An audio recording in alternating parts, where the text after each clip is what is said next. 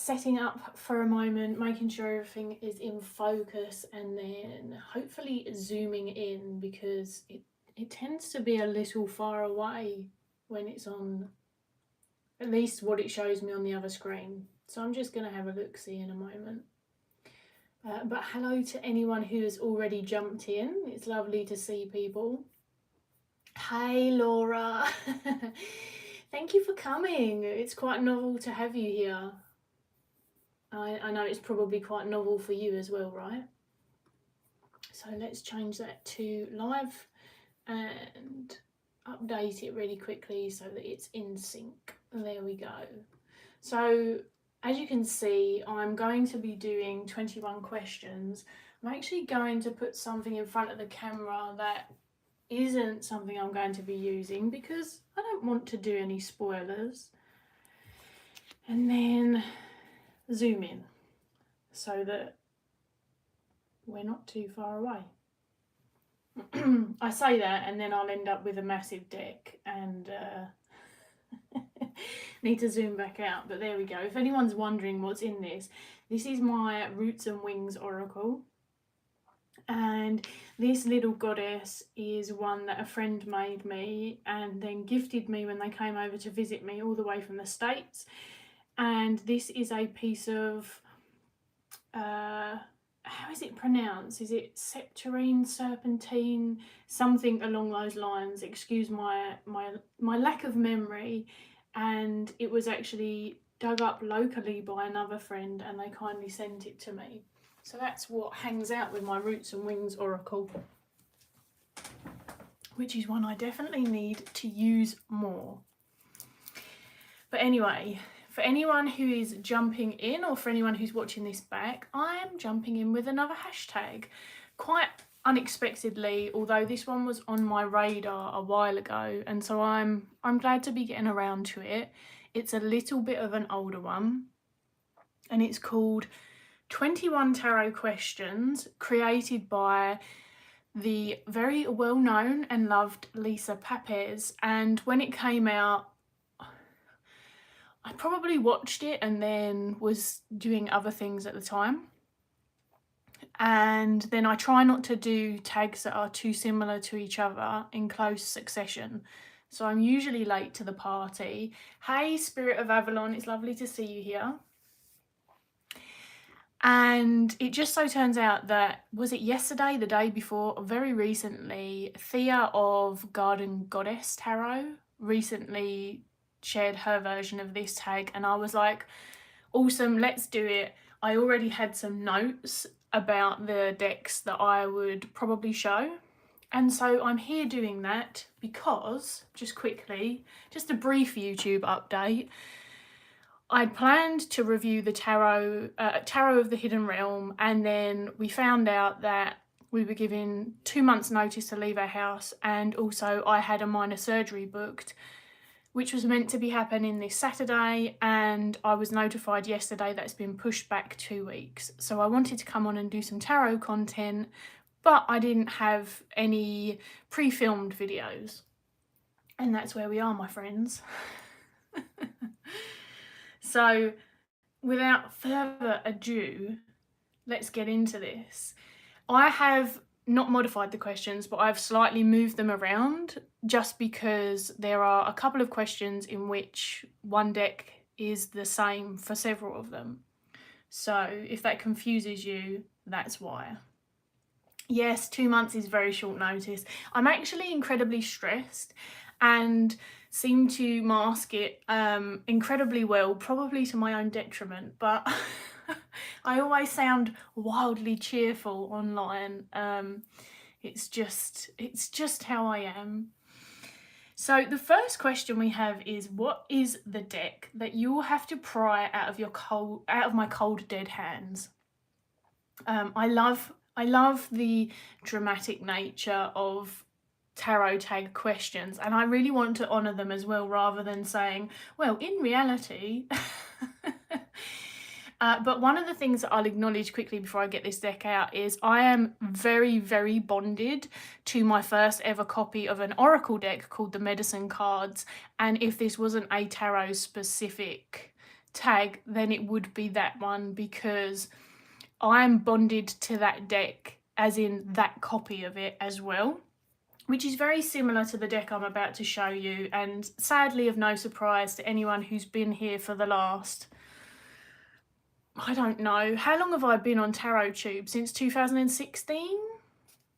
Let's go with that. So I'm sorry. I'm sorry. But I don't want to lie. Is that just a... Yep, that's just the spare card. Look at the state of the box. It's so old. So this is the medicine cards. And it was... I mean, as time goes on, it's difficult because the Brady Tarot is kind of up there as well. But basically, for those who don't know, this is one of 2 tarot decks that I was taught tarot with. This is my oldest tarot deck that I own. I've had this since pre-teens, and my mother, who I grew up, she sort of introduced me to tarot at an incredibly young age.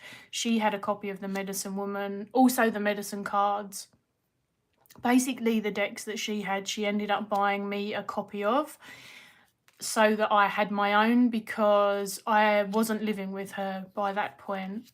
And there's a lot of sentimental value in this and my Oracle deck. For someone who's not very sentimental otherwise, I don't have, surprisingly, as someone who's definitely not a minimalist, I don't actually have a great attachment to stuff. I enjoy it, and I feel that it's a part of our human experience to a certain extent.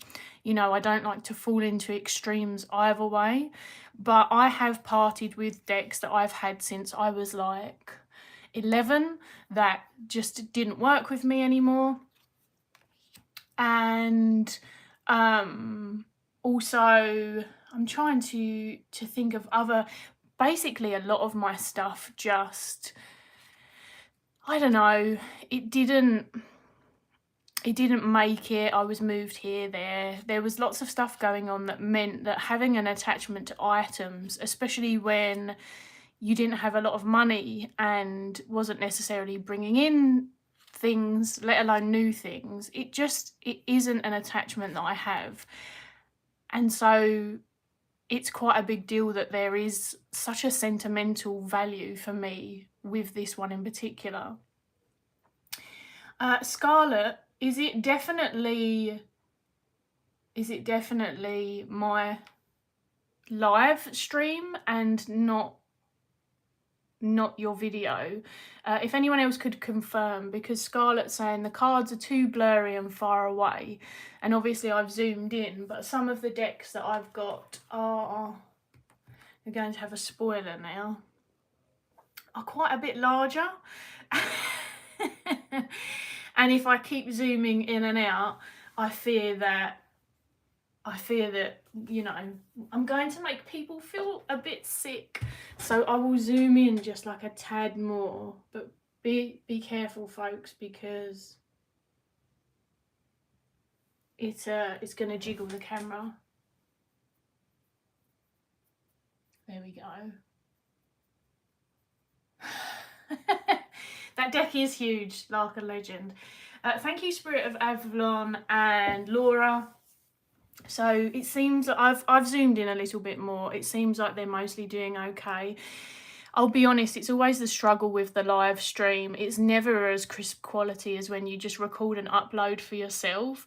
But I'm really aware with the chaos that I am experiencing at the moment that the chances of me pre-recording for YouTube are very slim. So do just feel free to, again, let me know if it changes, and I will pause the live and refresh the Wi-Fi. But it seems like it's doing okay for the time being, which is good. Thank you, Sandra. It's always lovely to have a name. So yeah, sorry about that. I hope that you can see okay now, Scarlet Cook. Sorry about that. So yes, I think one of the things about this is that it's the memory that's attached to this. And I've often said before, this deck has a scent like no other. If you it's so aged and dirty, but if you hold this deck and smell it, it smells of like an amalgamation of several different incenses, things that people have spritzed in and around the space, like various other things that have created just one signature scent that literally only belongs to this deck. That's it. It's just this deck's, and that's from crossing so many hands and being passed through so many oils and just, you know, random things like that that add to this memory and this sentimentality. So that is why it's the deck that you would have to pry. I mean, I'm hoping there will be no cold dead hands anytime soon, but theoretically, it's this one. Oh, that's a shame, Scarlett. Hopefully it fixes for you.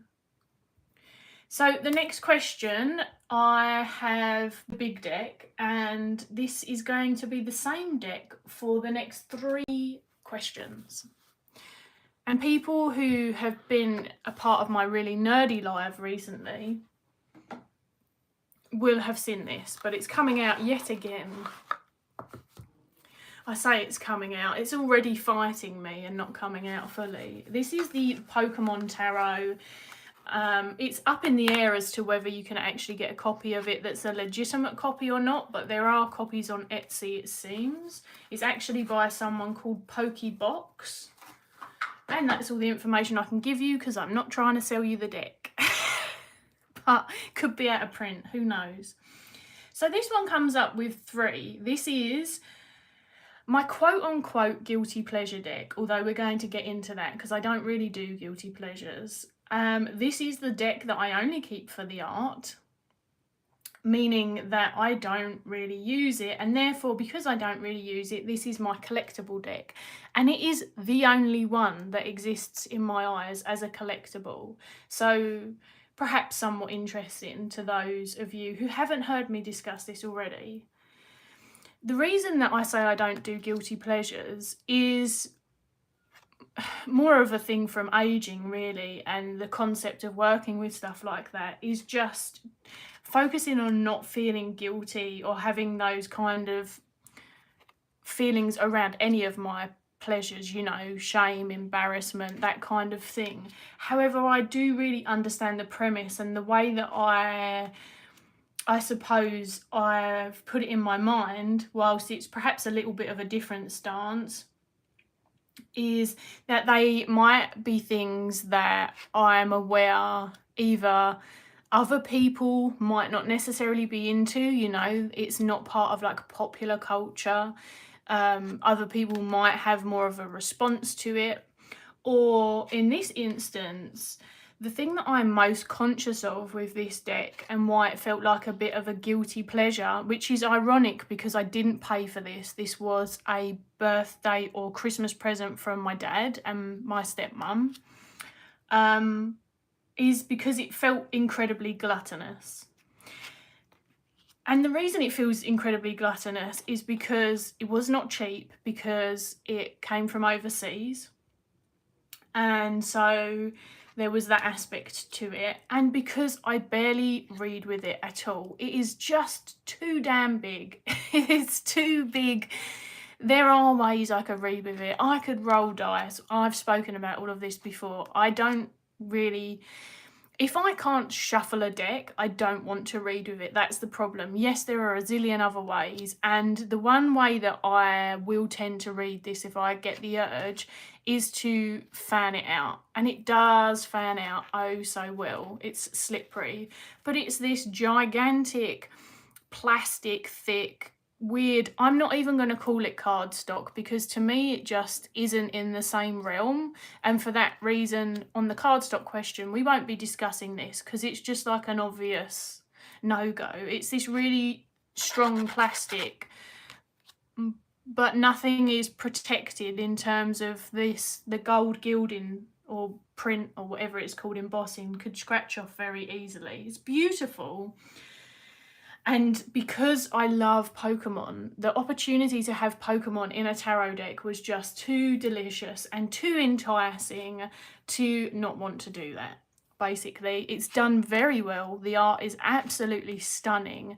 The creator has outdone themselves in terms of a collectible item and a beautiful ode to the Pokemon.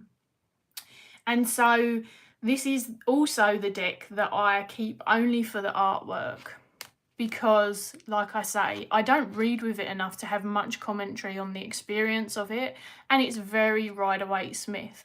Although, again, it's very Rider-Waite-Smith in a way where the animals and the symbology, it's so quintessentially Pokemon. The person really knows their stuff. They haven't just got one Pokemon and then put them in a picture in the same position.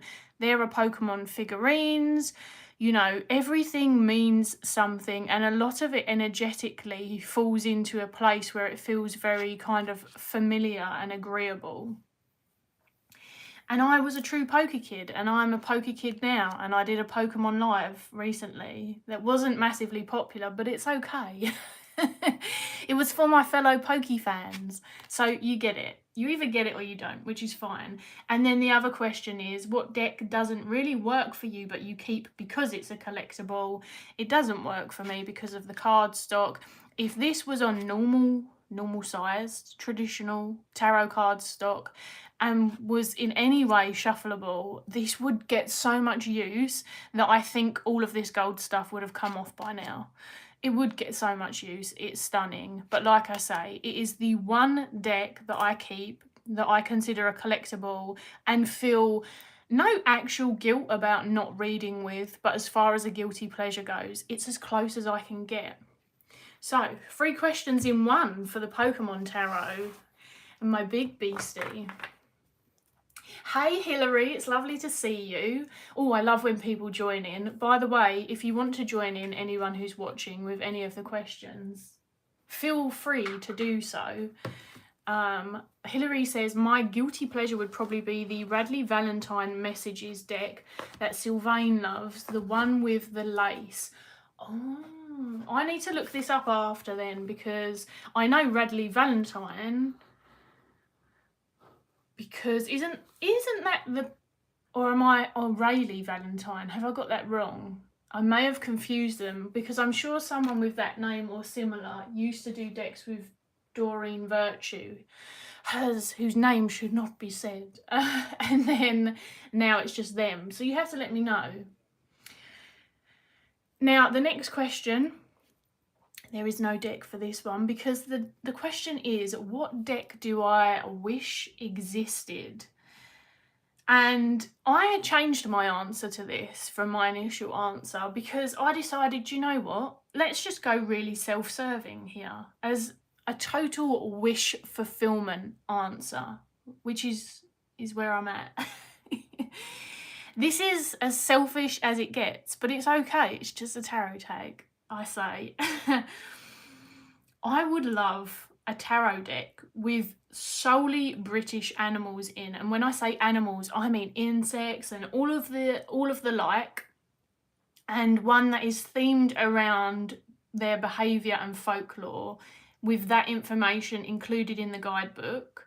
And then I'd like the artwork to have a natural history type art style, say like Jessica of the Woodland Wardens. In fact, one second, because I say natural history, obviously there's a few variations of that. So just as a visual, I'm not going to get them all out. And one where the animals aren't depicted doing non-animal things. So that also includes no swords or pentacles. I mean, I can deal with them in the courts. I don't want to see an animal deck with 6. I have them as well, by the way, but this is, we're talking about like my ideal deck here. I've gone full wish fulfillment. I don't want to see 6 pentacles, 7 pentacles. I can read the titles at the bottom of the card. I don't want to see that. So, to recap, it would be a deck full of British animals, insects, creepers, etc., themed around their behaviour and folklore, might I add, by someone who's genuinely passionate, interested and educated around that, all included in the guidebook, with this kind of natural history art style, and ones where the animals aren't depicted doing non-animal things, and there's not a zillion pentacles, swords, etc. in all the pictures. That for me would be like, I'm done. I'm done. There's my deck. Glory days. It would be awesome. Oh, I did get the right person. Awesome. Hey, Witchy Wallflower. It's lovely to see you here. Laura's saying, I want a Xena Warrior Princess deck, but not Lazy Pips from the, the imprint, can't talk, the in-print Lazy Pips are what put me clean off of decks like the Labyrinth and the Lord of the Rings, which are two of my most favourite films or film collections, but that's a lovely choice. Do you know what, I'd really love a Xena Warrior Princess meme deck as well. There's a meme I've had of her shouting for years about feeling hormonal, and it's a bit of a difficult one because I don't like to fall into the encouragement of stereotyping around hormones, but it's very funny and it makes me feel seen. You'd also like a deck of planets and worlds from fantasy books. That would be awesome too. Oh, I like those. Hello 22 Zions, welcome. Now, what's the next question? The next question is one of those ones that I feel like when I answer these questions, not that it irritates people, but I don't know. It's just, it's not commonly the route. It feels almost like a non-answer, but we'll get into it. So the next question is, what deck would you give to a new reader? And I am that person where that question is so open-ended. There's so many particulars that I'm just going to share the particulars with you because I don't know another way to function. And in honesty, this would change from person to person, like 100%, unless they were completely compelled by the Marseille or Pips numerology or the Thoth. I do confess I would be more likely to suggest something based in a Rider-Waite-Smith realm for a similar reason that many have suggested over the years, in which there is a plethora of information and a tendency towards those on a mass market accessible scale. Now that is changing quite significantly, which is very refreshing as well. But as it stands, if someone was coming to me and when it was a new reader, I'm thinking of someone who's saying that they're a new reader and that they want to learn the tarot, not just have an experience reading with a tarot deck, because then, again, it might be different. But I really feel like the Rider-Waite-Smith is a nice foundational place for people learning a structure, dependent on how they learn, which is often part of what I talk to people about. But yeah, in terms of accessibility with income and things like that, there's a lot of Rider-Waite-Smith mass market decks. I am not a one route fits all kind of person, so I can't answer the question more directly. But if it was someone that I knew and it was a gift for a new reader and I knew this fell in their tastes, one of my absolute favourite decks, which I feel is Rider-Waite-Smith enough without being an exhaustive clone, although not that that would be a problem for a new reader, is the Tarot of Pagan Cats. Of course, it's not a people deck. They would have to like cats. You know, the thing is, there's a lot of decks like this that I'm familiar with that I don't own, but I am so familiar with the contents of the book from reviews and friends or getting to play with them in in like shops where they have them and stuff like that, that I do feel like there's a lot of beginner recommendations that I can make based on someone's taste and preferences. So again, that's why variation matters to me, because had you have given me the Rider-Waite-Smith, just the original, I just would not have felt compelled towards it at all. Now, okay, I grew up around tarot, so perhaps I would have, but the imagery to me just falls flat over and over and over again. It's just not my world, it's not a passion, it's not something I enjoy seeing, it's just not hitting those spots for me. So I would very much ask them artistically if they had a fancy for like human representation, animal representation, fantasy, modern, you know, pick something that, even if it wasn't as clonish as, say, the Modern Witch Tarot, it expresses that Rider-Waite-Smith in a scenic imagery, storytelling, visual kind of way that would complement the Rider-Waite-Smith learning process. But I don't feel that I would have a problem recommending some pip decks, some Marseille Thoth. I get a little drier on knowing very many Thoth clones. But yeah, that's kind of where I land on that. And the best that I can do with that question. Feeling hormonal is so real. It is. It's so damn real. And honestly, perimenopause is kicking my ass, along with endometriosis, hormones, and just, yeah, PMDD and some other fun things. You think when a lot of new readers say they want to learn tarot, they mean they want to learn Rider-Waite-Smith. They just don't know the differences. Yeah. And I think one of the reasons that people probably say I would give them a Rider-Waite-Smith and I would get them to pick a deck they like is probably to get around that, perhaps people not feeling very compelled towards the originals. But yeah, you know, I'm just a pain and I don't like to answer questions simply. So what deck do you want to get along with, but it just never clicked? Now, again, I will caveat this by saying I'm not actually that worried, but I like to answer questions for fun. I'm definitely not that worried. This is definitely not going to be a surprise to people. I didn't even bother pulling the Rider-Waite-Smith out because it's so far in the back of a drawer. It's the furthest away tarot to me, whereas the Thoth comes out a little bit more regularly. But I never really gelled with the traditional Rider-Waite-Smith or Thoth. That's not to say the systems.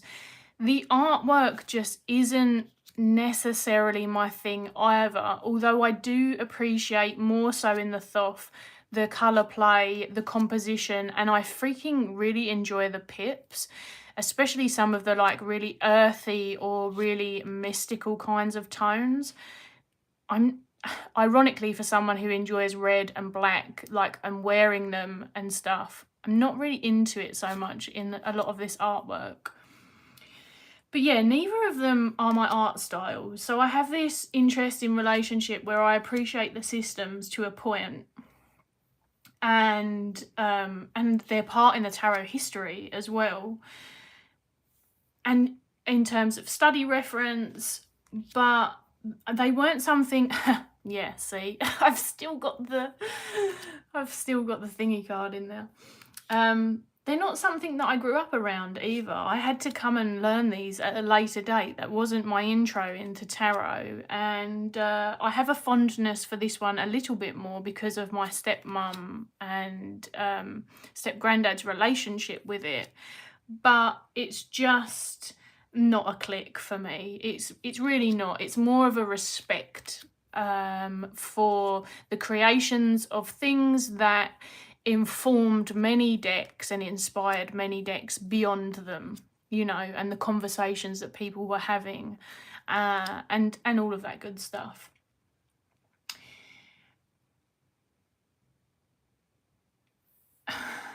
Yes, It's 22 Zines said, I mean, yeah, what tarot would you recommend for a new reader is like asking what book you would recommend for someone who doesn't read often. It's so broad. I actually got asked that question very recently, the book one, and it was so stressful. It was so stressful. And they ended up going based on the covers that they liked, which, I'll be honest, I read the contents of the, you know, the write-up about the book, and some inside, and thought that that was potentially not the best option on that occasion, but each to their own. It was a fun experience. I'll be interested to hear how they get on with them. Hey Julie, lurking while working. I love a good lurk. You're very welcome. And Laura's saying the closest to Thoth that she owns is the Urban Tarot, and it's like, sorry, I can't read today, and it's in my rehome pile. You can't get into it despite liking some of the artwork. Yeah, it's interesting. When I don't think I would fare very well with a Thoth clone-ish kind of type, but I really enjoy the Thoth keywords. So if something went down its own route in terms of like the colour and the composition, and didn't feel so attached to that, although I know that there are layers to these things, but you could argue there are in the Rider-Waite-Smith as well, then the words work really well for me, and I'm pretty adjustable to stuff like that. So hello everyone jumping in and talking to each other.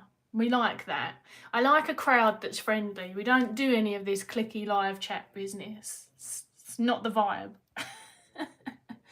So the next question. Oh, I put it away. See, unprepped, Tegan, unprepped. This is because I don't want to keep saying that I've got no answers. But it's a nice and quick one. What deck is over your head or just baffles you? And the answer is, I don't feel like I've come across that yet. I have seen decks that I don't get in terms of why an individual piece of imagery is on that particular card, and it stands out, and I'm like, huh? That doesn't make sense to me. But in terms of an overall deck, like, I don't feel like one is over my head thus far. However, I do have to acknowledge that I have chosen not to dive into all the varying layers of the Thoth. I am not the one that knows the astrology and stuff. I'm never going to profess to be that one unless I actually learn it, which in that case, of course. But you know, I don't have all of the varying layers and the occult symbolism and all of those attached things, which I have mixed feelings about anyway. I don't have all of that in my arsenal, which means that when I read with this, there are, of course, layers that exist that I completely miss. And in that sense, they are then going over my head.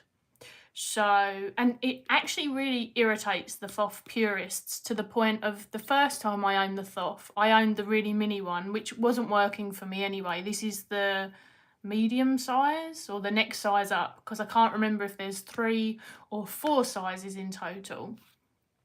But I actually gifted that to a friend because I'd been getting sort of passive aggressive verbals on my Instagram for reading it very intuitively, and at the time I wasn't in the space that I am now. I don't know, maybe I was having a sensitive half an hour, but I let them get the better of me. And yeah, Julie saying, I love irritating the Thoth purists. I love irritating a purist, full stop. I feel like it's that spot that I sit in. I'm here to aggravate you with the spectrums of reality. So I respect that, Julie. I respect that. And I'm glad you're here doing the good work. Oh, that's too much fun. And by the way, all of this is in jest. To the people who know all of the layers of the Thoth, I will always have nothing but respect for people who have dedicated themselves to finding out stuff and learning stuff and reading stuff and enjoying it. That, no problems whatsoever. No problems. It's only when people tell me that their way's the right way and my way's the wrong way that then we have a little bit of a problem. So, this one is talking about peer pressure. And again, well, to me, this is a peer pressure-y type of question. Or maybe it's FOMO. I don't get those very often. But fortunately, I do. I have one. So it's what deck did I buy? Because everyone else did. It's not an everyone else, but it's the people who I was, you know, close with, which is more of a thing to me, if that makes sense. So I, like I said, don't get influenced too much in terms of buying stuff. I'm sure I get influenced creatively in a million different ways because people are freaking awesome. But just in terms of like buying shit, no. It's just not going to happen for various reasons, like how my relationship with money, full stop. But it's a bit high up and it's irritating me. I love hearing deck hype, even if I'm never going to get it. It's something I really enjoy, and that extends to out of print decks, which a few people have been highlighting recently. Actually, Heather, I think her channel now is just Heather, but Heather Carter of 3 Girls and 1 Deck, along with Julie and Sarah, she was recently saying about, you know, not avoiding talking about out of print decks because she's not trying to sell them. And I just wanted to shout her out because that was a really cool video, of which she mentioned many cool things. But this did get me in the hype, and for good reason. I am very glad about it. I have no regrets. I wish it was smaller because it's another one that absolutely assassinates my hands. But the reason that I got the limited edition, I don't know, premium, I think premium is laughable because the quality of this is shocking.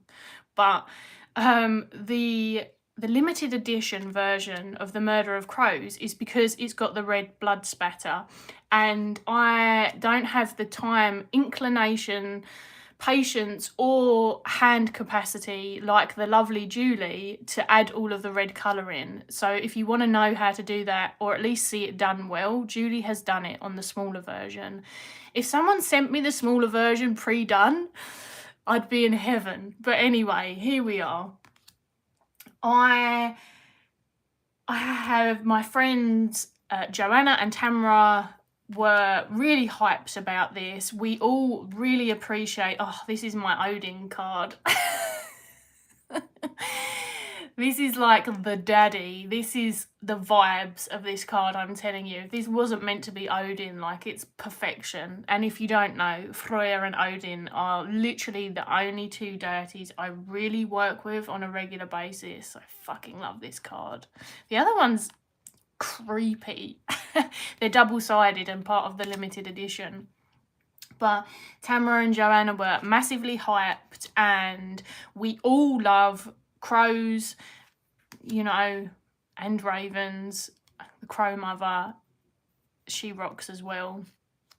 Though she gives me more of like a Morrigan vibe. And I'm not going to talk about Morrigan now. I do not like. He's too popey for me.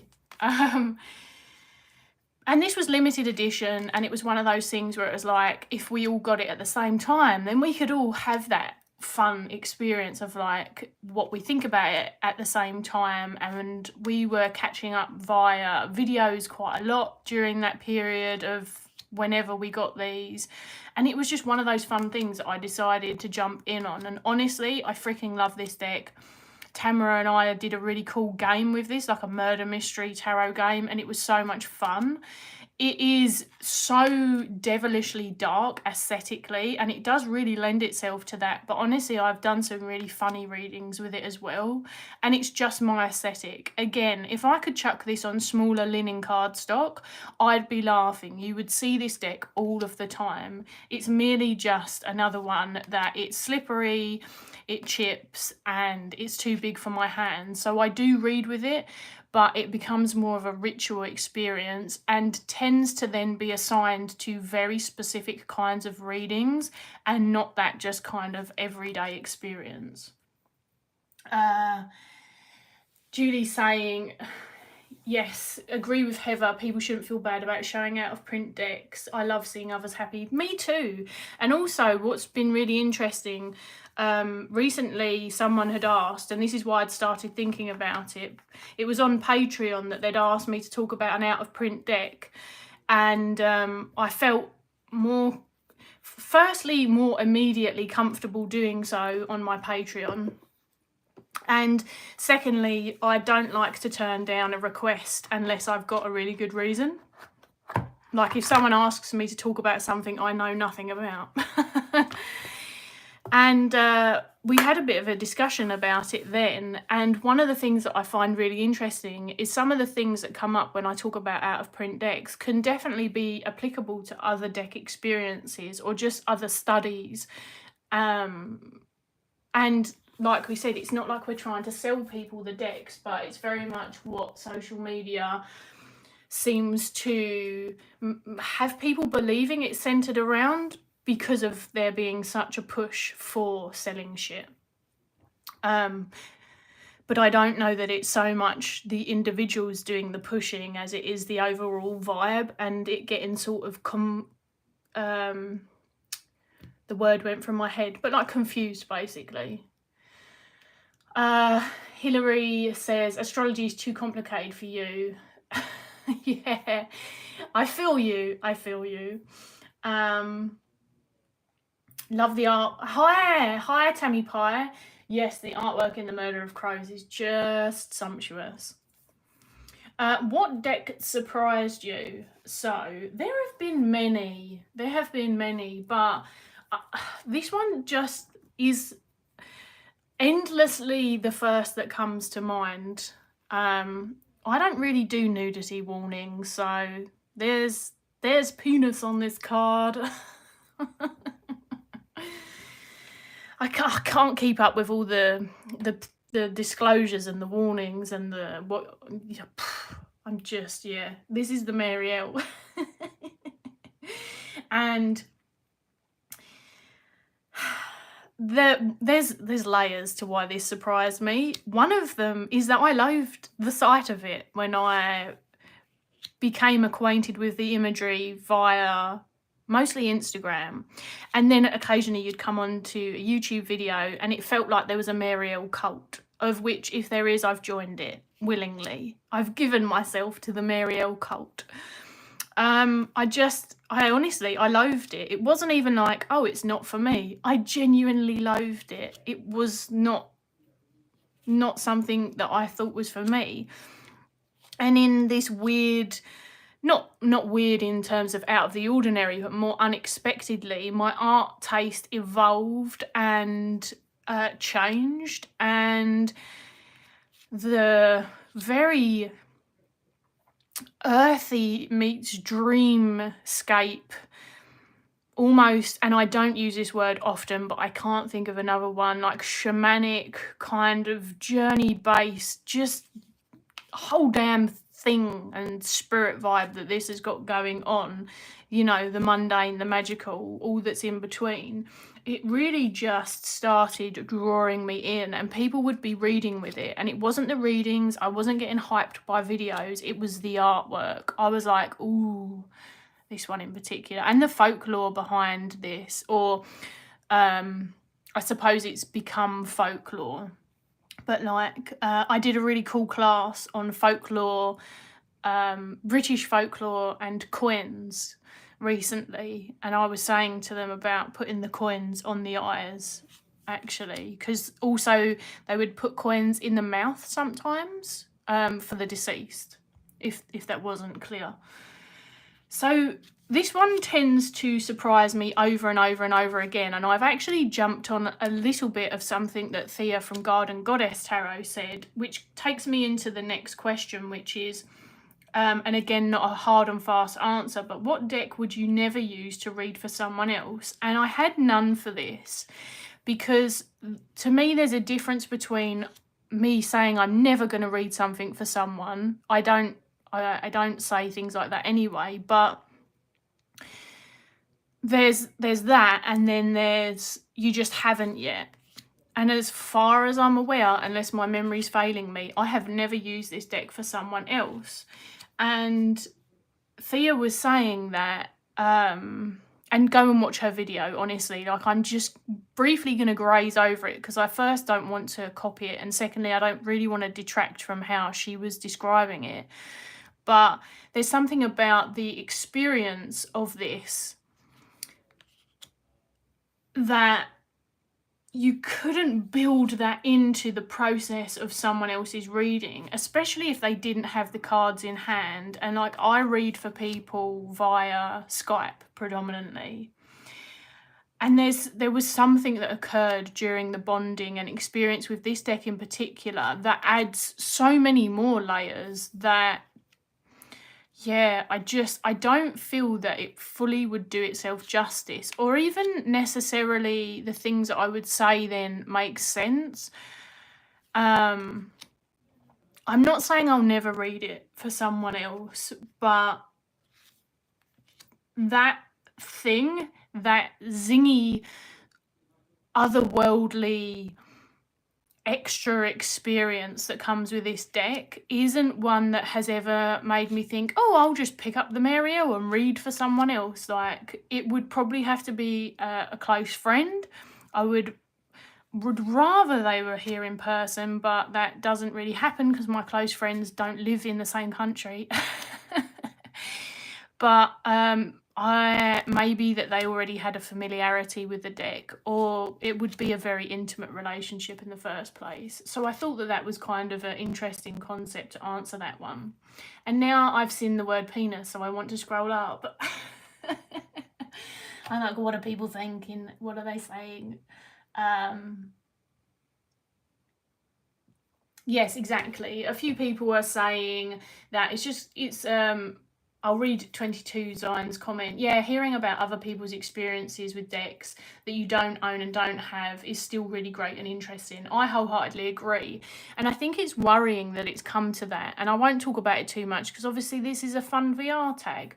But I will say that there are a lot of instances in life that we come across things that we can't just immediately have or own, or never can have and own. And when I walk past someone and I think what they're wearing is nice, I don't get put out because they've worn it in front of me and then I can't own it now. I mean, very occasionally I might think, oh, I'm gutted that I missed out on getting something like that, but it's just not reality. And there are things that we have that we take for granted that other people don't have access to at all, that are far more important. So I just don't get it. That's my short little rant.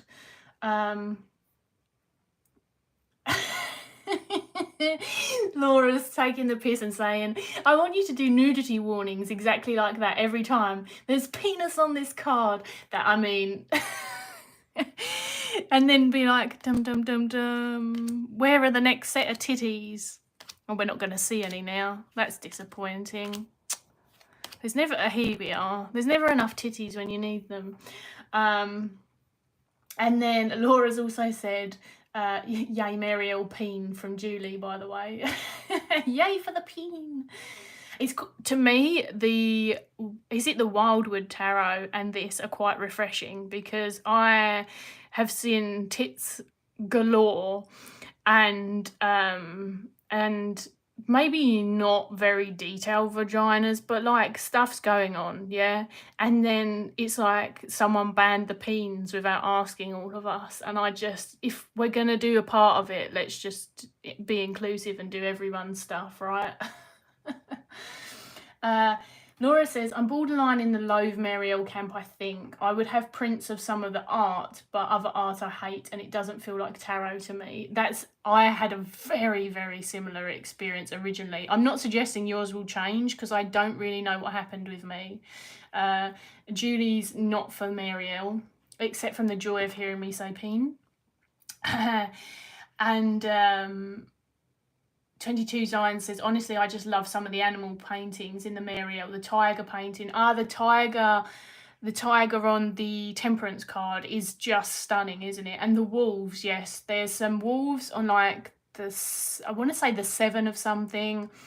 And then there's also wolves or some form of similar canine on the Wheel of Fortune card, I believe. I'm just getting the rest of the comments before we go into the next question. Marielle is in the purgatory for Hillary because you're love-hate. I mean, I'm just not a fan of its willies. Just facts. I like Pixie's willies though, or Druidcraft willies. The art is amazing. So it's the artistic willy style, okay? I mean, I respect that. We all have preferences, right? That's totally fine. I'm here for the preferences. I like hearing them. And then everyone's saying hello to each other. We've got, hey B, welcome, welcome. The Mary L landscapes on the 4s look nice. Yes, I could have a whole deck of the landscapes. They are stunning. Okay. The 7 of something, I really love that phrasing for some reason. I'm glad. So I think we're done with the Marielle, I think. Dare I say that? It will bitch slap me later, I swear. Done with me? It's very, like, it gets treated ritualistically, that one. Now we've got one coming out for a couple of answers. And with another one, because why not? So I'm of the same issue as everyone else, and I'm sure that Lisa explained this in her video, but her one was a while ago, and the most recent one I watched was Thea's. But the question is, what deck is your favourite Gilded deck? And I have assumed that it is a deck with gilding, not my favourite type of gilding. I'll be honest, not a massive fan of it, just across the board. I'm a little bit boring, a little bit old school. I should have kept my medicine cards out, but in fact, I will have to draw upon them again in a minute. But this kind of cardstock from back in the day, this is my sweet spot. But I do have this love affair with this Gilded deck, and it is the lesser of the Gilded evils in that it's the matte type.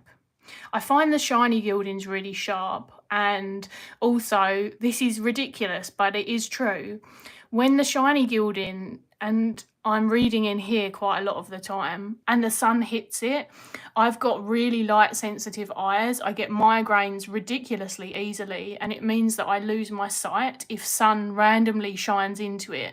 So getting temporarily blinded, at least partially, by my deck is not a vibe. It's not a vibe. So, not into gilding. Love the Brady Tarot. I have the first. This is the second as well. I don't do that very often, but freaking love this deck. I really ought to review it, but it will be a very long review. And I need to move house before I review this one in particular. I want to do it all the justice. I'm absolutely besotted with it. My cat has walked across this card and scratched it with her little scratchy claws. That's the problem with leaving your cards out on your altar if your cat likes to wander across it.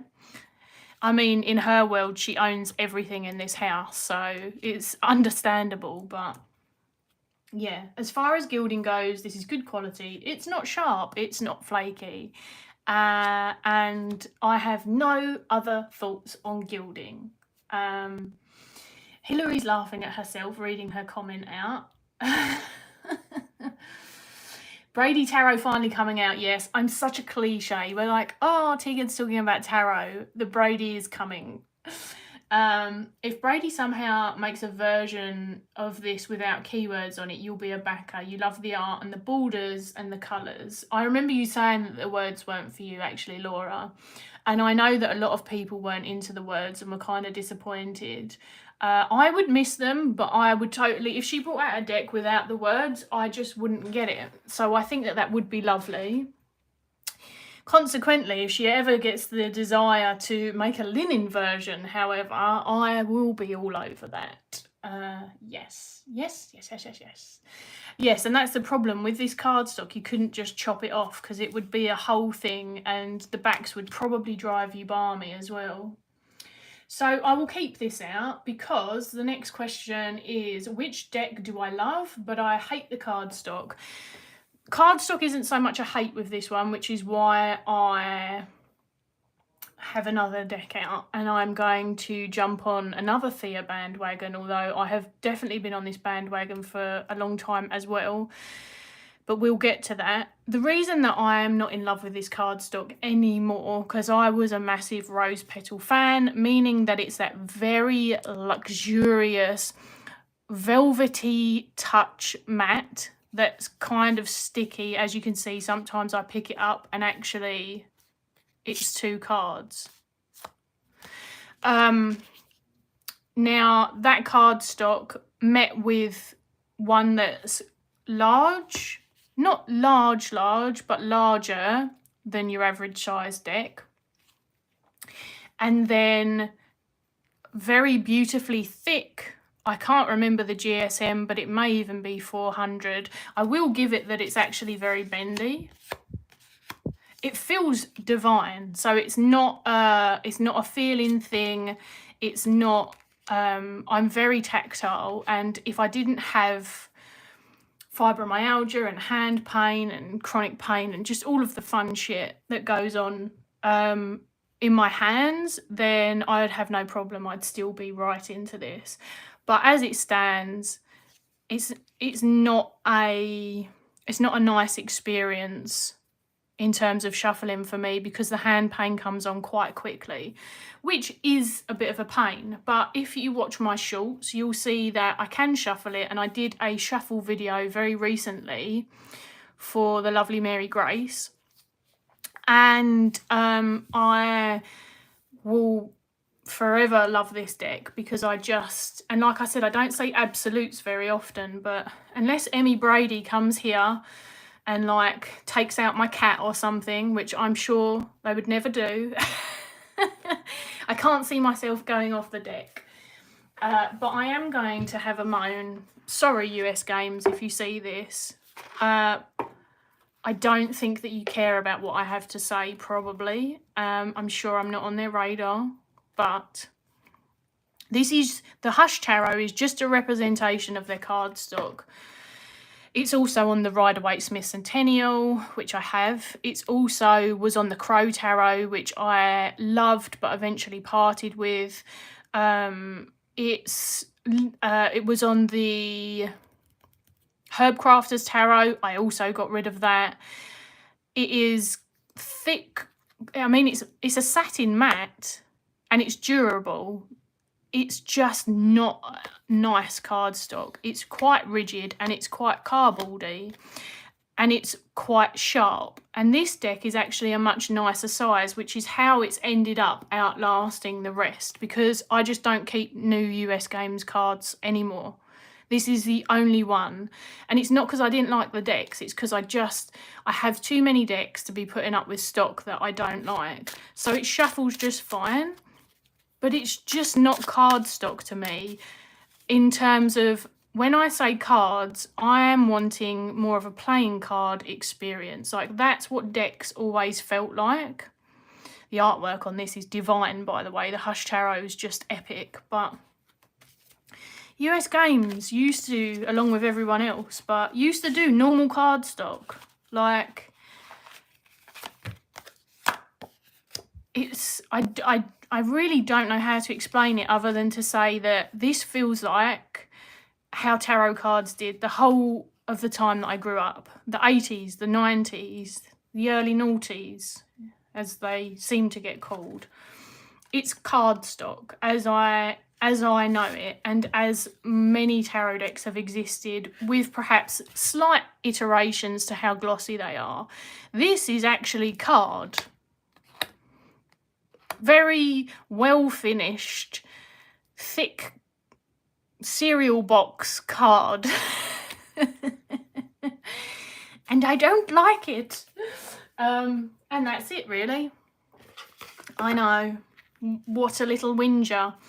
But that's the beauty of there being so many decks in the world, right? I don't have to put up with the ones that I don't like, and thus I don't. And the Hush Tarot has magically made it through the process.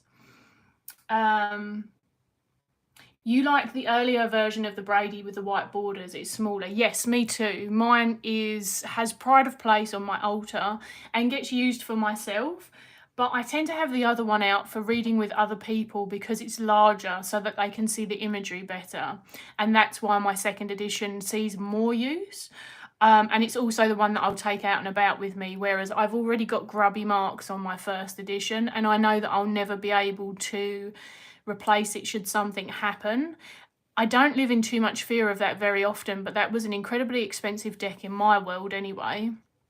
And I'm a little bit accident prone when it comes to being clumsy, so it's far more likely in my world for me to cause some damage.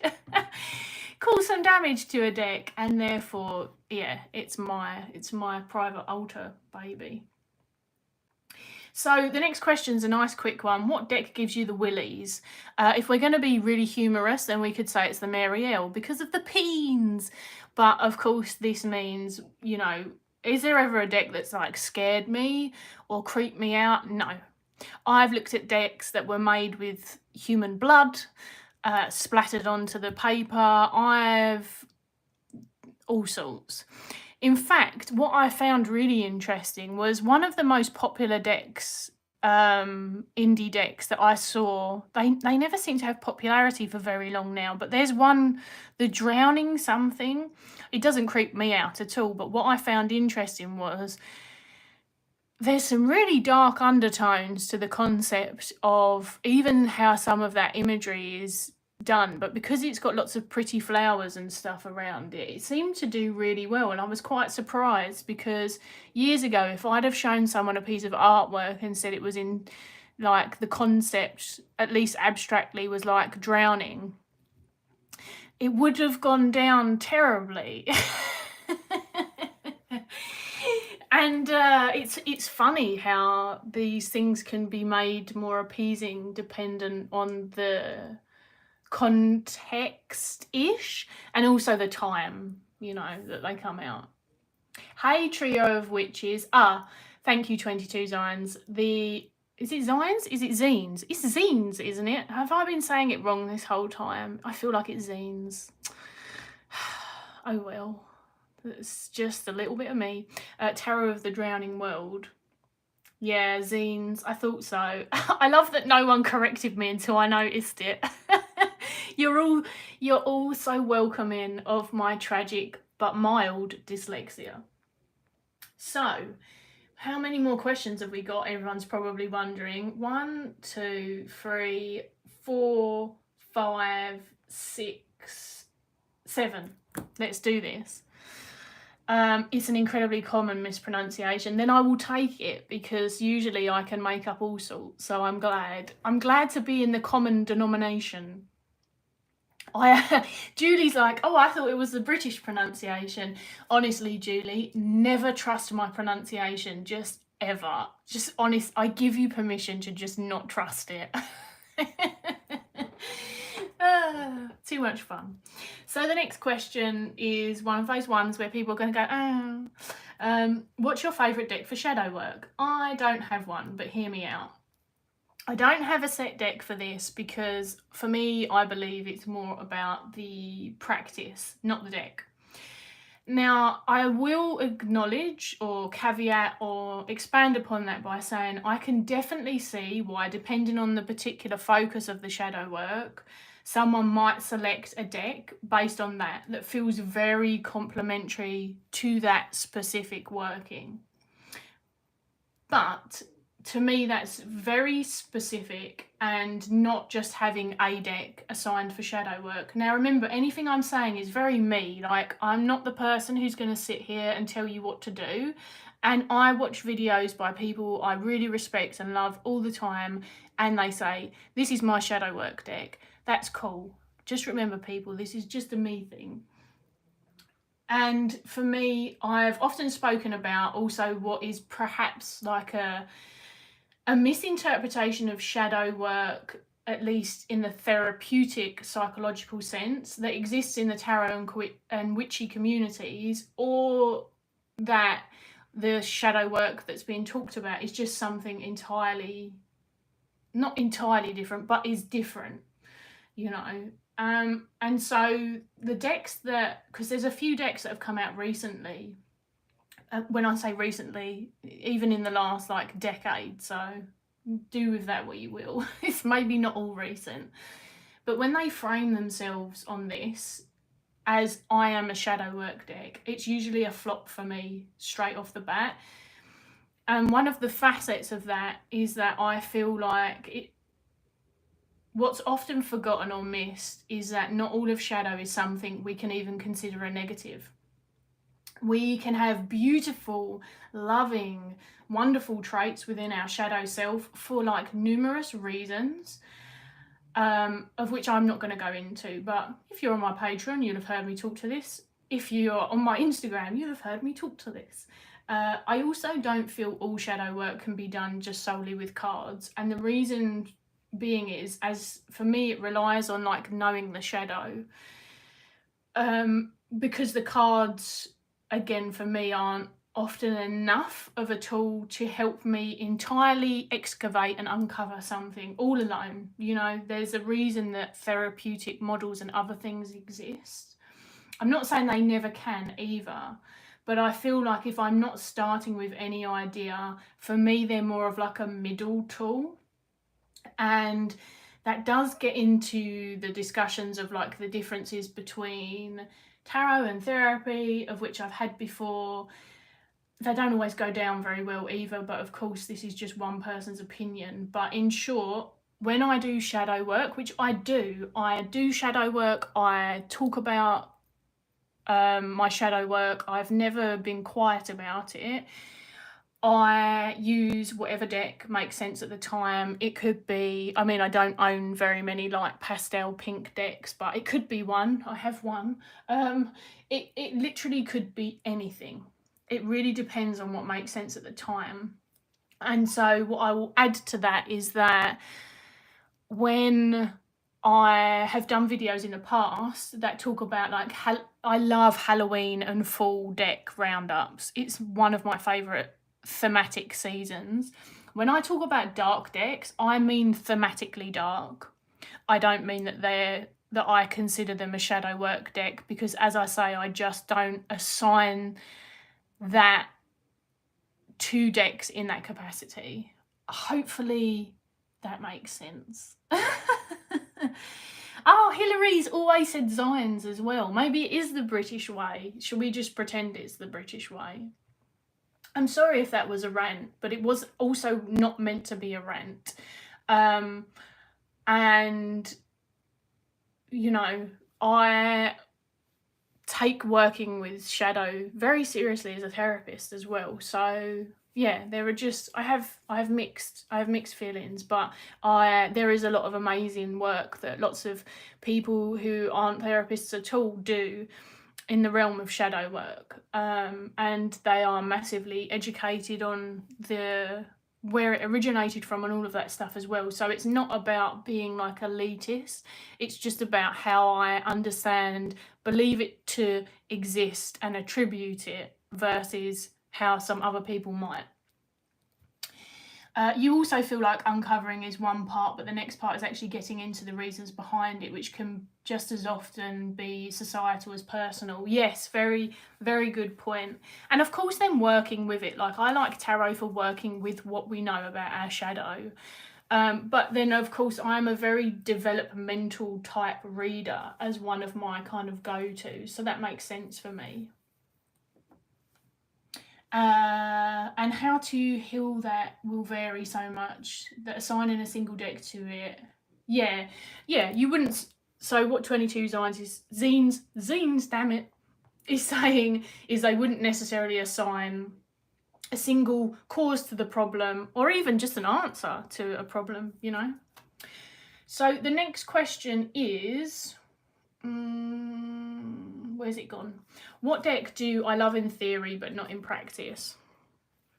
And this is, I finally, we'll call it third time lucky. I grew up with the original Mythic Tarot, and I lost the Devil card at one point when I was younger, and I know this is blasphemy, but I threw the deck away when we moved because we didn't find it, and I wasn't in awareness that I might be able to get a replacement. It's done. I was very young. It got binned. It's one of the most wasteful things I've consciously done. Anyway, I then got a copy of it. It arrived dinged up to the nines, and I sent it back and got a refund.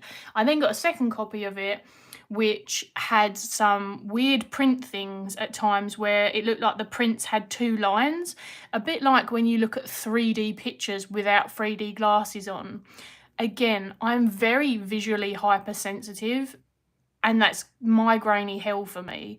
So I actually sold it at a really, what I believe to be a very reasonable price to someone, letting them know a few of the cards have this printing on it. They were more than happy. They still tell me, well, as far as I know, they're very happy with it. I won't pay out of print prices in terms of, this was obviously more expensive than back in the day when it was about £15, but I won't pay more than like £40 for an out of print deck, just as a personal preference. So it obviously takes me forever to find them. Bye, Laura. Thank you for coming. I'll try and be a bit faster for everyone. But yes, so I managed to very kindly, for a very reasonable price, and it was a trade as well, so we only had to each pay for postage, get the original Mythic Tarot. And I'm not going to put it back in order because it took me ages to mix it up. But obviously this isn't my version of the Mythic Tarot, so the Sentimentality isn't just magically reborn, although I did have this very first edition of it.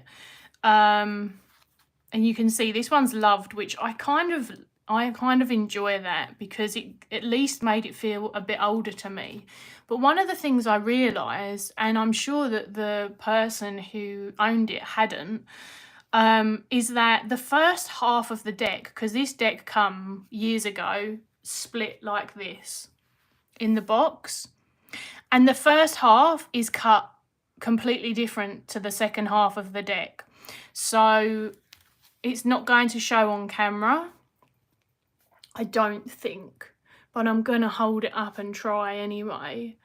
They're like all different now that they're mixed in, at least. Oh, I am not good at this, am I?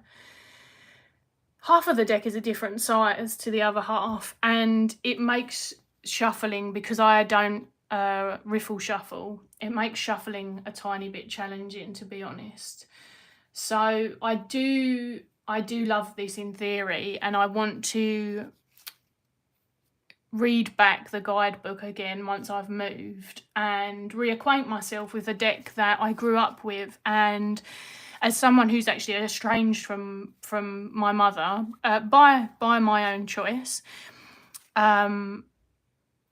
it's kind of a nostalgic link to the nicer moments that we had in the past. And of course, the person who introduced tarot to me, and while she had the Medicine Woman tarot, I really remember her doing a lot of like dream work readings the next day with this deck in particular.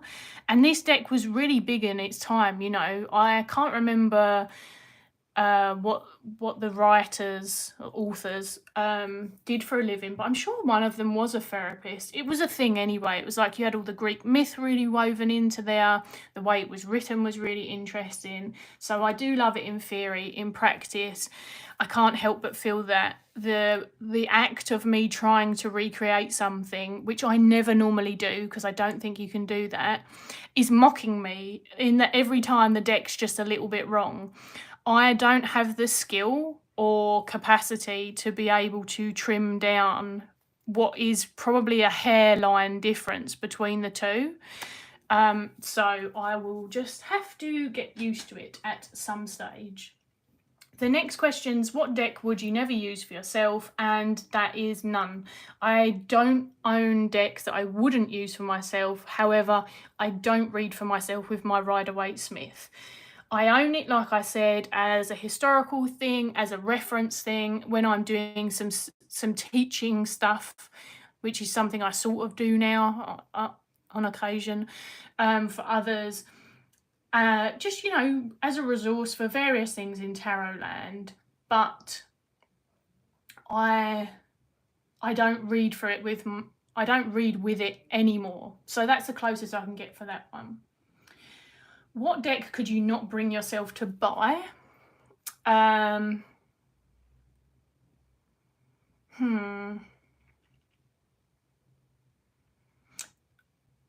deck? See, again, let's just go general with this and honour where my brain is going then. I don't have anything specifically in mind. I have a terrible memory and I move on really quickly. So if I didn't want the deck, I've forgotten about it, you know, for whatever reason. A few twatty creators come to mind, but that's not really quite the question. But what I will say is that indie decks aren't readily stocked in the UK, and then with inflation, which impacts everything across the board, there are often now decks that I would love to have that I now won't even ask for my birthday, because to me the price with customs and with shipping and all that other stuff, which is of course out of everyone's control but is my reality, is not something that I believe should be paid for a deck of cards in my comfortability. Like, that's just a me thing. So I think that decks that I could not bring myself to buy tend to exist in that they're not in the UK, or if they've managed to get them over here, they're so damn pricey anyway that either way I just can't bring myself to spend that much money. And honestly, the most money that I've ever spent on a tarot deck is my first edition of the Brady Tarot, and we bought it because it was a present from a UK stockist. And I think it was about, including postage, I think it was about £75. And that's not, I'm not interested in how much people have spent on decks. I genuinely, you can tell me, but I don't care, in that I have no judgment. It's none of my business. But that's not even an amount I'm comfortable spending. So certainly more than that cancels out, unfortunately, a lot of decks, given that a lot of creators aren't in my place of the world. They don't reside here, they're not made here, and then also you've got premium products coming with bigger guidebooks and tougher cardstock and stuff. So I understand it, but that's the reality. Now, this one was very easy, and it's what's my favourite pip deck? And I'm very sorry, Marigold Tarot, because you have missed out to the Antique Anatomy Tarot, because this deck forever. This is a long video, sorry, but we don't have too many left. We have 2 more questions after this. I freaking love this deck. I love the artwork. I absolutely adore it. The colours, the creator, obviously. She's my pal, so... But I owned this deck before I was friends with Claire, so... The bias really only just makes me just a little bit more fond of it than I already was, and I was already absolutely besotted. So it's really not that. It's just, I've said it before, I'll say it again, it's my art style. I love the macabre meets vintage. they are two things that I really enjoy the mixing of and the composition and just all of that good stuff. She is just a glorious Victorian ghostie that just really knows how to make artwork that I find delicious. And if she dropped me, which I'm sure she's not going to, but if she dropped me as a friend, I don't think that I would be able to come away from this deck. Oh, I love it. It's such a clear reader. It's such just a damn spacious deck. And I actually read really well with pip decks, which is never something I thought would happen. Pip-ish, sorry. Pip-ish. Of course, it's not like a... Well, it is a pip deck. It's not Marseille pips. So perhaps we don't need to keep saying pip-ish. But, yeah, hits me in all the right places. I like using the colours. This is the mass market edition. I've got the indie copy as well. The indie copy is actually my favourite because I prefer the High Priestess and the Empress are a little bit different. What I will say is in the mass market, the labels change to add more sort of like clues in the elixirs, and that's a really fun touch. Different cardstock, but they're both lovely decks, and I tend to have the mass market more out to hand because I generally will read for other people with this one. Whereas, yes, the Antique Anatomy and the Marigold work beautifully together, I agree. I combo this deck with literally everything though. I am a nightmare. I love this deck. I'm really enjoying it at the moment. If you didn't see the video where I discuss it, this with the Coastal Curiosities, which is a big love of mine at the moment as well. But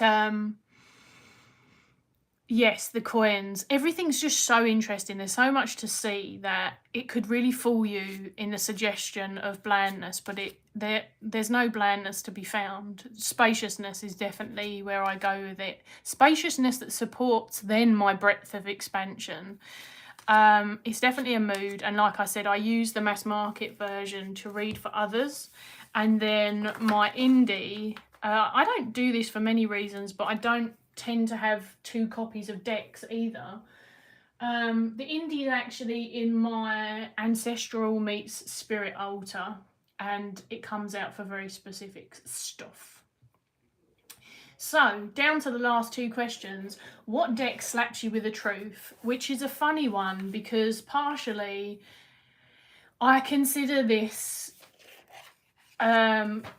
something that I do because obviously I'm reading the decks. So I could opt to not read a slap in the face as a slap in the face. But I also really recognise the deck's energy as a whole. The energy that each and every one of my decks holds from a very like animistic view. And then the art, which as much as they are very much their own thing, we kind of meet in this co-creation, don't we? Us and the decks. Co-creation with the art, co-creation with the energy, co-creation with spirit, intuition, whatever you want to call it, you know, co-creation with however you read. And so with that in mind, the one deck that has always delivered in that aspect is the Wild Unknown Tarot. And it remains my slapper. Not meant in the other way. It's interesting because I was literally just saying 1 or 2 days ago in my Discord that this is still the deck that I come to when I am feeling overwhelmed or I don't know, just when I've got a lot going on. Clarity is always at the forefront of my relationship with this deck. It feels so dang clear to me. And I would say, and I won't show them, but where are they? I think it was probably Thea, like I said, because I just watched her video like literally a day or so ago.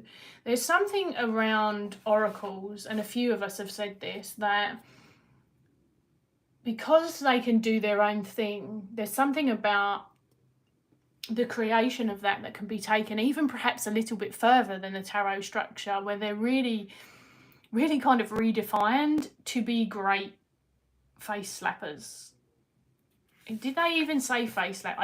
Did they say? Yeah. Deck slaps, slaps you with a truth. Truth, I would just call that face slapping, but we should call it truth slapping. It's less aggressive.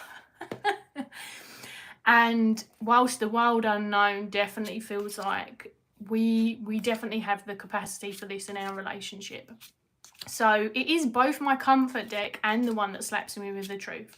But I find that very comforting, like, to be honest. So again, do with that what you will. But the two oracles I feel just are inherently designed to give a really good truth slap meets gut punch, you know, the good metaphorical growth kind, is the Iris Oracle and the Reclaim Oracle. They are so damn emotive, just so fucking good at doing that. So I wanted to give like them an honourable mention because, yeah.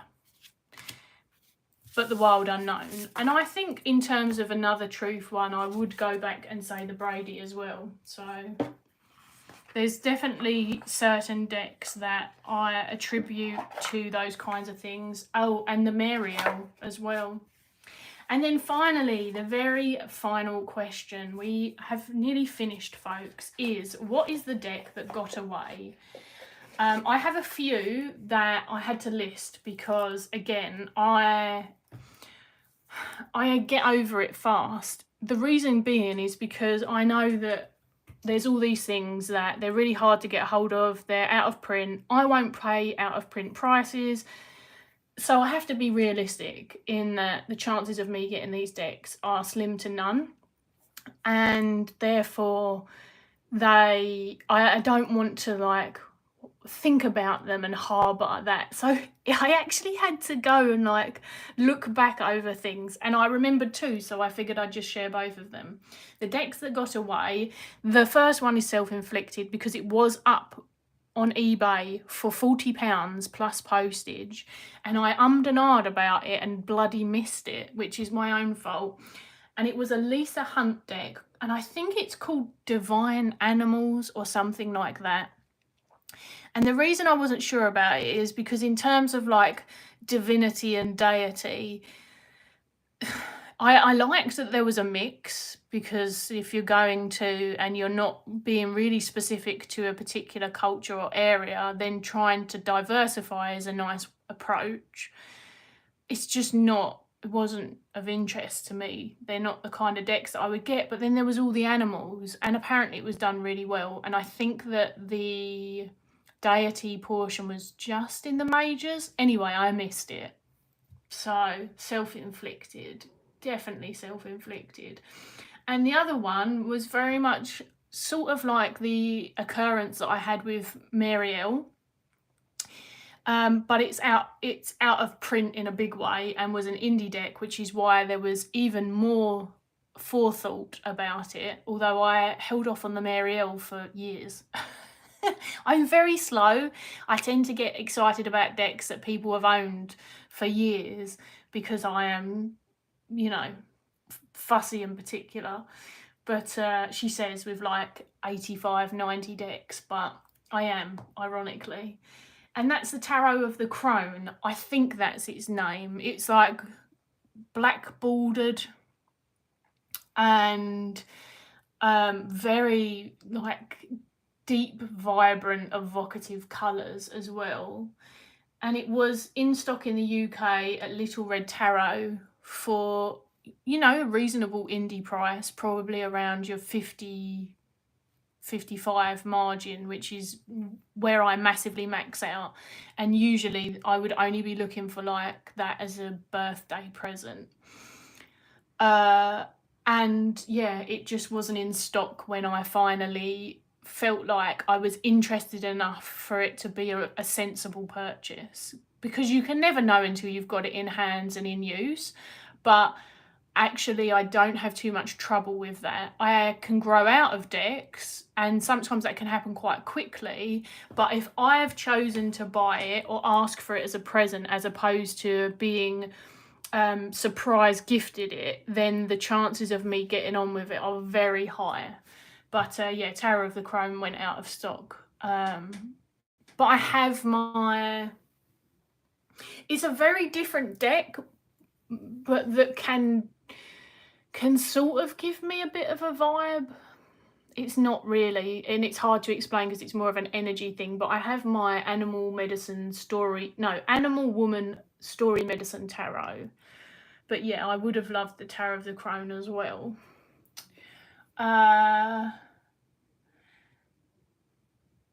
It's comforting to know something will give you a truth slap because it means there's no secrets between you. Trust and honesty. Yes, exactly. I like the truth. I have an interest in... Well, to me, it just makes sense, but people often laugh when they see it happen in action. So I'll say to my partner, like, do you think this suits me? Or, you know, does this, I don't know, make sense or whatever? And he might say no. And if anyone's been witness to that, they're like, oh. And I'm like, well, no, because I asked. I don't like to ask for a reason other than the genuine answer, which is obviously something we have set up. I appreciate that's not how everyone functions, but it works for me. I like it. So yeah. Tammy Pie, you don't like Lisa Hunt because her art is too soft and hard to see. I can understand why that would be for a lot of people. I actually think that some people have a similar difficulty with the Medicine Woman Tarot. Trio of Witches. I hemmed and hard on Lebanco and now you're kicking yourself. Lebanco. I think that I know that one. That's another one, isn't it, that's got black borders and is really, really colourful. That's an indie deck. It happens. I feel like we have to at least kick ourselves once for not getting a deck. I am very excited for my birthday deck, however. Although my minor surgery is now even closer to my birthday and we still don't know when we're moving, but we know we have to move out in September. So I don't know how much I'm going to celebrate my birthday, and they're probably, not that anyone's too bothered, but usually my August favourites when it comes out in September is like a bit more of a haul video, because I obviously get stuff at that time of the year and try not to get too much stuff throughout the other months. Not that I don't get anything, but you know, we just go bigger on the birthday. And I'm not... You may miss it this year, but I do have a deck and it's been sitting in my house for 2 months now and I have not opened it because I am good child. And yeah, I will open it on my birthday. Hillary says, and we're just wrapping up, by the way, so if anyone's watching this back and they're like, wow, this was long, you can jump out here. I just want to make sure that I wrap up with the lovely folks who kept me company. You brought the Tower of Crown secondhand very reasonably. That's always awesome, isn't it? I love it when that happens. I have saved searches for several decks that I forget what they are unless I go and check on my eBay, with very specific requirements for like UK stockist and stuff like that, and like max price. And so once in a blue moon I'll get a notification. But yeah, and you're holding out for the Heart of Fairy. I really hope that they bring it back into print. I feel like that's one that would just do so well, and I know that creators never owe anyone anything, but I imagine, and this is very much imagination, right, because I'm not a creator, so I don't know this to be true, but I really imagine that the only thing that could stop the Heart of Fairies being reprinted is that either someone that's part of the creation doesn't want to, which doesn't really strike me as something that Brian Froud or his wife would feel like, or that perhaps the publishing house is not existent anymore or not into it. I'm not familiar with that publishing house. I have the deck. I was gifted it secondhand, and I did in fact bin the box. I don't keep the boxes because, you know, I'm not, if I ever parted with it, which I have no intention of, I'm not worried about not having a box, you know. But I don't feel like the publisher was a familiar name. So I wonder if it's that, to be honest. Or perhaps it's just not their priority anymore. I have no idea, but I certainly, it's like a bit like the Victorian Fairy, which obviously had a Kickstarter quite recently. It's one of those decks that I almost feel that certain that if it existed again, that it would do very well. So at least for those individuals from a financial standpoint, I suppose it would be, you know, I don't want to say lucrative because I don't think mass market decks are very lucrative for the creators anyway, but it would be popular. But yeah, those are my 21 questions an hour and a half later. I'm going to end it there. I want to thank everyone who came, even the silent watchers and the lurkers and all the in-between. It was really lovely. Thank you for hanging out with me. I needed to just come on and do something fun because my life is very much lacking structure at the moment for reasons that are out of my control, and rolling with it is not a natural place for me to find myself. So this is a really great way for me to decompress, very selfishly. Thank you, Julie. I'm so glad. I'm so honestly thankful for everyone who joined in on the conversation because it's felt like company and it's been lovely. And my partner's working from home today, so he will be so grateful that yous have kept me company and I've left him alone. So thank you. You've made an otherwise kind of anxious ball of Tegan feel very, very peaceful and in good company. So much love, and I will catch yous all soon. Bye.